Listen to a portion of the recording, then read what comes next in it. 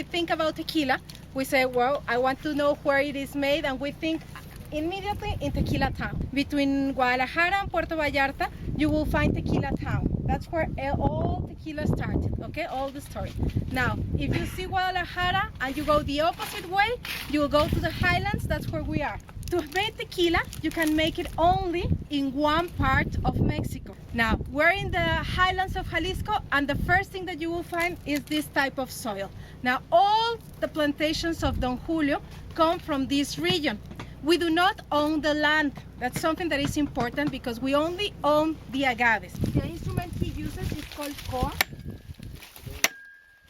In the morning to 1 in the afternoon. And in the base. The roots have also children, and then they will take it out for the trucks. Finally here at the Don Julio Distillery, and we're going to walk around. You may not be able to hear because we've been given these things for us to hear, so I don't know what the audio is going to be like, but process for Don Julio is this. They have the agave plant, which they cut in the fields. These are called piñas, and these piñas are loaded up onto these trucks. Each person cuts about like maybe 100, 150 of these piñas a day, and they're brought to the distillery. So you have this big mountain of piñas at the distillery, and it's something really pretty exceptional to see all these piñas. So the piñas are all sort of different sizes, and so they have to basically cut them up into sort of similar sizes before they put them into these autoclaves. So they're unloading the piñas here, and they get cut up over there, and then if you look kind of over there, those are the autoclaves. So they're cooking the agave back there. It's actually quite cool. The actual agave itself doesn't taste very sweet, so it's kind of like a potato. They cook the piñas, and when they cook those piñas, the transformation really takes place, and they go from this, white, sort of starchy substance to a brown, very lush, very sweet. In the center of the piña is the heart, and you can actually eat it. It's sort of like a sweet potato, and the outsides are these fibers, and the fibers you can kind of chew on, and out comes this wonderful nectar. To get that nectar, they basically shred the agave plant. They crush and shred, and that extracts all of that agave out of that sweet agave. It's quite impressive.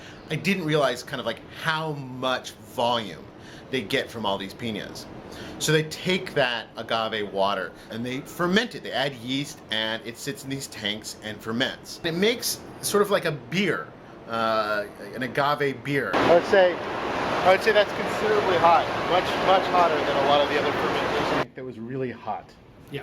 Is that all natural heat from that one? All natural heat. What happens there, again, as I answered there, we have in 1 milliliter, at the beginning 50 millions in 1 milliliter. There is 24,000 liters, then imagine how many little bodies are there. The thing is that your bodies transform energy from the food, and then your body increase half a degree or 1 degree when you're eating, okay, in order to start to process.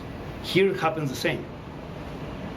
Billions and billions and billions take half a degree of temperature more, but with those millions, that's what they produce that energy that you felt there. Very much like Scotch or bourbon, you've got this fermented matter, which then they distill. They distill twice, and they make their head cuts, which is the elements in the tequila that you really don't want to drink. It gives you the hangover and makes you sick. And then the tail part, which are kind of the heavy, fatty things that kind of weigh down the tequila. So the clean part of the tequila really is in the center.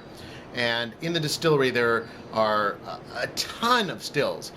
You've got kind of 2 rows, you got like 10, I think it's like 12 total stills, and 1 special still that they use for the 1942 and the Real product. That's the fundamentals. They're really, the basic thing. It's piña, which is 7 years about to grow, harvested, cut up, put in the autoclaves, shredded, fermented, distilled, and then either left to set to become the Blanco or aged for one of their older products. It's a really straightforward process, but still really quite fascinating. When you're in the Don Julio tequila plant, you smell both that fresh agave being cut up, the cooked agave with that syrupy smell, and then the distillation, the tequila. And those 3 smells just kind of come together, and you can really pick that out in the glass. It's really quite exceptional. Thanks for watching the Don Julio tour. Go ahead and like this video, which is right down here, and subscribe to our Drink Spirits YouTube channel. Give us some comments. Tell us what you like. We keep tailoring these videos